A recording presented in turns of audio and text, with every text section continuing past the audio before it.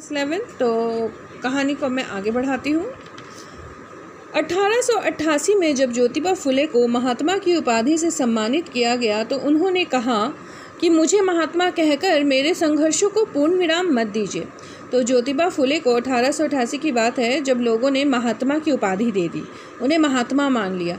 परंतु ज्योतिबा फुले ने इस पर कहा कि मुझे महात्मा की उपाधि नहीं चाहिए। अगर आप मुझे महात्मा कहेंगे तो मेरे संघर्षों को पूर्ण विराम मिल जाएगा, फिर मैं जो चाहता हूँ वो मैं नहीं कर पाऊँगा।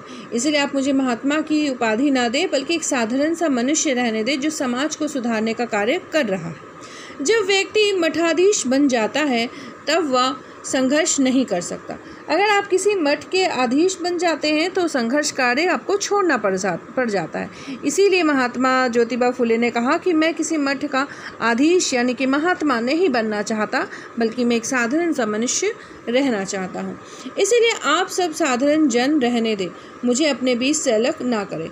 तो मुझे अपने आप से अलग करने की ज़रूरत आप लोगों को नहीं है, मैं संघर्ष का कार्य करना चाहता हूँ। महात्मा ज्योतिबा फुले की सबसे बड़ी विशेषता यह थी कि वो जो कहते थे उसे अपने आचरण और अपने व्यवहार में उतार कर दिखाते थे। तो कई लोग ऐसे होते हैं कि कहते कुछ हैं और करते कुछ हैं, परंतु ज्योतिबा फुले ऐसे थे जो कहते थे वही वो अपने आचरण में भी किया करते थे। उनका व्यवहार बिल्कुल वैसा ही था। इस दिशा में अग्रसर उनका पहला कदम था अपनी पत्नी सावित्री बाई को शिक्षित करना।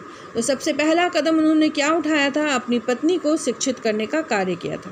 ज्योतिबा ने उन्हें मराठी भाषा ही नहीं, अंग्रेजी लिखना पढ़ना और बोलना भी सिखाया। तो ज्योतिबा फुले ने अपनी पत्नी को पढ़ाने लिखाने का काम किया, क्योंकि वह शिक्षित थी, और साथ ही साथ उन्हें सिर्फ हिंदी नहीं बल्कि अंग्रेजी, मराठी, ये सारी भाषाएं भी उनको सिखाई थी। सावित्री बाई की भी बचपन से शिक्षा में रुचि थी, और बचपन से ही सावित्री बाई जो थी ज्योतिबा फुले की पत्नी, वो बचपन से ही पढ़ना लिखना चाहती थी, शिक्षित होना चाहती थी। परंतु वो जिस घर परिवेश में थी वहाँ उनको पढ़ाया लिखाया नहीं गया, क्योंकि वहाँ नारी शिक्षा पर रोक था। उनकी ग्रहण शक्ति तेज थी, तो वो जो सुनती थी उसे बहुत जल्दी याद भी हो जाता था। उनके बचपन की एक घटना बहुत प्रसिद्ध है। बचपन की एक घटना थी जो बहुत सुनी गई, बहुत प्रसिद्ध है। उस बारे में भी लेखक बताते हैं कि 6-7 साल की उम्र में वो हाट बाज़ार अकेली ही चली जाती थी। हाट बाज़ार जैसे मंगल बाज़ार, शनि बाज़ार लगता है, उसे हाट बाज़ार कहते हैं, ठीक है। एक बार सावित्री सिखल गांव के हाट में गई। वहाँ कुछ खरीद कर खाते खाते उसने देखा कि एक पेड़ के नीचे कुछ मिशनरी स्त्रियां और पुरुष गा रहे हैं। एक लाट साहब ने उसे खाते हुए और रुककर गाना सुनते हुए देखा तो कहा, इस रास्ते में खाते खाते घूमना अच्छी बात नहीं है। सुनते ही सावित्री ने हाथ का खाना फेंक दिया और लाट साहब ने कहा, बड़ी अच्छी लड़की हो तुम, यह पुस्तक ले जाओ। तुम्हें पढ़ना ना आए तो भी इसके चित्र तुम्हें अच्छे लगेंगे। तो एक बार की बात है, जब वो हाट बाज़ार में गई थी कुछ सामान खरीदने, तो वो कुछ खा रही थी और घूम रही थी, और कुछ मिशनरी औरतें और पुरुष, मिशनरी आपको पता है सिस्टर्स और फादर्स जो होते हैं वो जगह जगह पे रुककर कभी गीत गाया करते हैं, मिशनरी के बातें बताया करते हैं। तो वहाँ पे गीत गा रहे थे, तो ये सुनने के लिए वो खड़ी हो गई।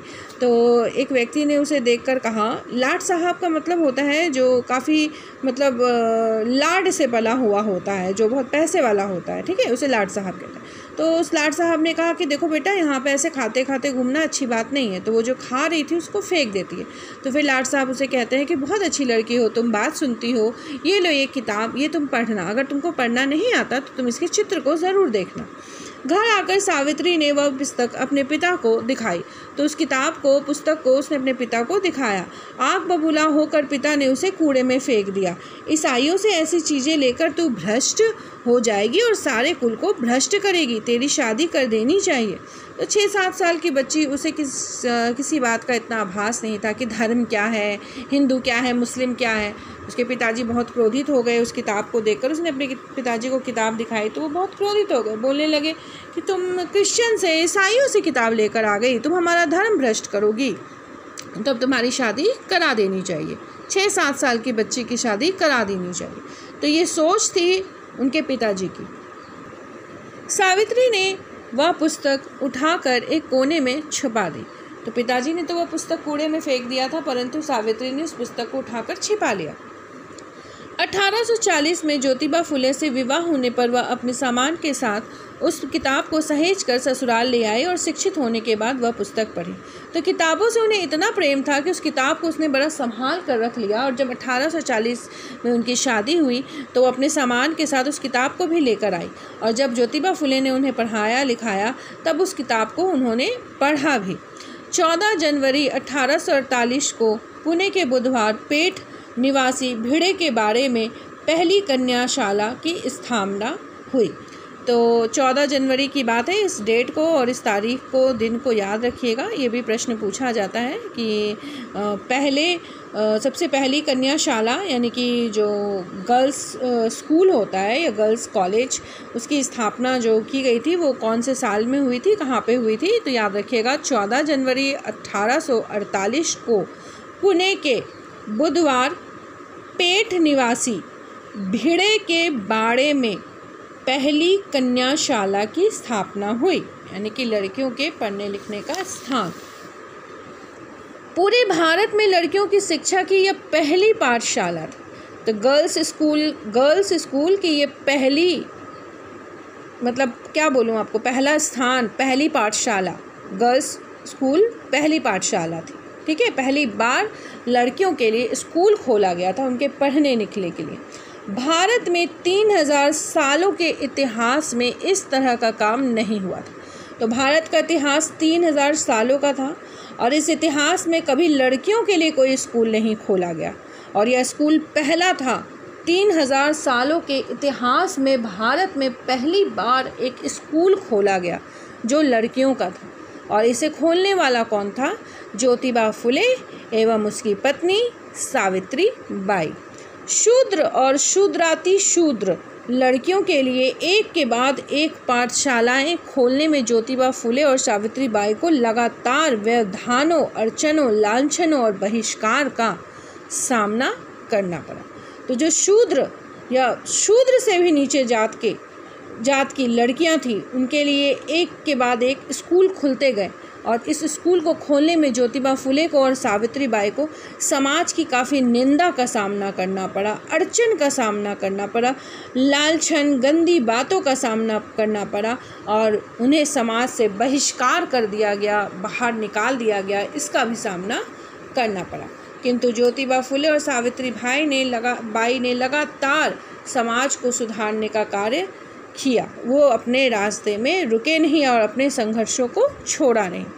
ज्योतिबा के धर्म भीरू पिता ने पुरोहितों और रिश्तेदारों के दबाव में अपने बेटे और बहू को घर छोड़ देने पर मजबूर कर दिया। तो ज्योतिबा फुले जैसे स्कूल वगैरह खोलने का काम कर रहे थे, लड़कियों को पढ़ाना चाहते थे, छोटे जात के लोगों को पढ़ाना चाहते थे, तो इसके वजह से समाज के जो लोग हैं उन्हें मतलब बहिष्कारित कर रहे थे। तो ज्योतिबा के जो पिता थे धर्मवीर, वो पुरोहितों, पंडितों और रिश्तेदारों की बात सुनकर क्या करते हैं कि अपने बेटे को यानी कि ज्योतिबा को और सावित्री यानी अपनी बहू को घर से बाहर निकाल देते हैं। परंतु तब भी ज्योतिबा और सावित्री ने संघर्ष का कार्य नहीं छोड़ा और समाज के सुधार में वो लगे रहे। सावित्री जब पढ़ाने के लिए घर से पाठशाला तक जाती थी तो रास्ते में खड़े लोग उसे गालियां देते थे, थूकते थे, पत्थर मारते थे और गोबर उछालते थे। दोनों पति पत्नी सारी बाधाओं से जूझते हुए अपने काम में डटे रहे। 1840 से 1890 तक 50 वर्षों तक ज्योतिबा और सावित्री बाई ने एक प्राण होकर अपने मिशन को पूरा किया। तो सावित्री और ज्योतिबा ने 1840 से लेकर के 1890 यानी कि 50 सालों तक समाज को सुधारने का काम किया। और जब भी सावित्री पढ़ाने के लिए जाती थी तो लोग उसे गालियां देते थे, थूकते थे, पत्थर मारते थे। ऐसा इसलिए करते थे कि वो उच्च जाति के लोग थे, नहीं चाहते थे कि निम्न जाति के लोग पढ़ाई करें, या वो ये नहीं चाहते थे कि नारियों को शिक्षा प्राप्त हो। परंतु ज्योतिबा और सावित्री जो है वो अपने संघर्ष में लगे रहे और उन्होंने अपने मिशन को 50 सालों में पूरा किया। लड़कियों को पढ़ाने के लिए स्कूल खोले, निम्न जातियों को पढ़ाने के लिए स्कूल खोले। वो चाहते थे कि समाज शिक्षित हो, लोग शिक्षित हो, लड़कियां शिक्षित हो। जब अच्छा समाज होगा तभी तो अच्छा देश होगा। ठीक है, तो ये मिशन पूरा करने में उनको कितने वर्ष लग गए? पूरे 50 वर्ष। तो आज यहाँ तक मैं कराती हूँ आपको, आगे की कहानी आपको अगले वीडियो में कराऊँगी। लेकिन इस वीडियो को भी बड़े ध्यान से सुनिएगा और हाँ, अध्याय को पढ़ते रहा करिए। पढ़ने से आपको पूरा अध्याय समझ भी आएगा और याद भी रहेगा। धन्यवाद।